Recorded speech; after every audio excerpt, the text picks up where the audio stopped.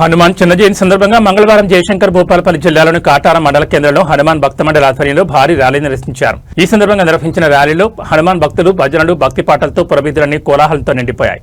BJP party రైతు సంఘం నాయకులు బండం భాస్కర్ ఆధ్వర్యంలో ఈ ర్యాలీ నిర్వహించారు. ఈ కార్యక్రమంలో హనుమాన్ భక్తులు భక్త మండలి సభ్యులు పాల్గొన్నారు.